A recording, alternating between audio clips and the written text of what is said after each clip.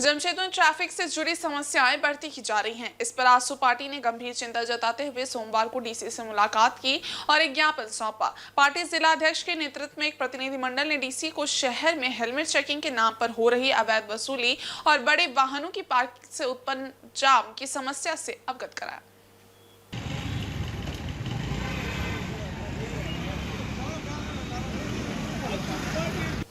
ज्ञापन में बताया गया कि जिले में ज्यादातर पुलिसकर्मियों को वाहन जांच में लगा दिया गया है, जिससे शहर में आपराधिक घटनाओं में वृद्धि हो गई है। हेलमेट चेकिंग के नाम पर पुलिस हर 500 मीटर की दूरी पर छिपकर खड़ी रहती है और बगैर हेलमेट पहने वाले वाहन चालकों से जुर्माना वसूलती है, जिससे लोगों में असंतोष बढ़ रहा है। कई बार एक ही चालक से दो बार जुर्माना वसूला जा रहा है और सड़क के किनारे बड़े वाहनों की पार्किंग से दुर्घटनाओं का खतरा बढ़ गया है। ज्ञापन में ये भी उल्लेख किया गया है कि पुलिस की कार्यशाला सिर्फ 2 पहिया वाहनों तक ही सीमित है, जबकि 3 पहिया और 4 पहिया वाहनों की जाँच कभी नहीं की जाती। इसके अलावा अखबारों के माध्यम से ये जानकारी प्राप्त हुई है कि ट्रैफिक डीएसपी द्वारा नो एंट्री के समय बड़े वाहनों को शहर में आवागमन के लिए पास जारी किया जाता है, जो गलत है। यदि ये पास जारी किए जाते हैं तो ये किस कानून के तहत किए जाते हैं और ऐसे वाहनों से दुर्घटना होने पर मृतकों के आश्रितों को मुआवजा मिलेगा या नहीं, ये सुनिश्चित किया जाना चाहिए। आसू पार्टी ने उपायुक्त से आग्रह किया कि वे इन समस्याओं का समाधान शीघ्र करें, अन्यथा पार्टी सड़क पर उतरकर आंदोलन करेगी।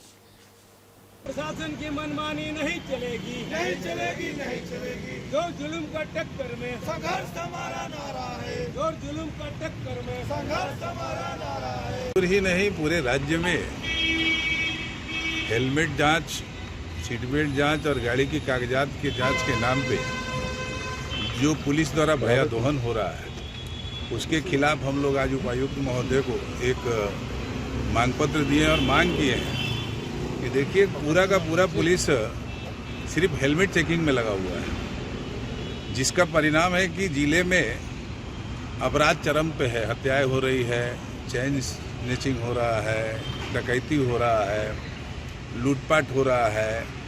पुलिस का ध्यान उधर नहीं है। सिर्फ एक सूत्री कार्यक्रम पुलिस का रह गया है कि हेलमेट जांच, कौन हेलमेट नहीं पहनता, और यही सबसे बड़ा अपराध मान लिए हैं। इसके साथ साथ हमने मांग किया है कि पिछले दिनों आप ही के माध्यम से पता चला कि नो एंट्री के समय में भी यहाँ के यातायात डीएसपी के द्वारा एक पास निर्गत किया जाता है कि वो गाड़ी नो एंट्री में भी चल सकता है। तो ये मौत का सर्टिफिकेट बांटने का अधिकार डीएसपी साहब को किसने दिया है? ठीक है, अगर आपको लगता है कि आप बांट रहे हैं तो उसके साथ एक नियम बनाया जाए कि उस दरमियान अगर उस गाड़ी से किसी बच्चे का या किसी नागरिक का एक्सीडेंट होता है तो तत्काल उस परिवार को 10 लाख रुपए का मुआवजा भी निर्धारित करें डीएसपी साहब। ये मांग करने आए थे।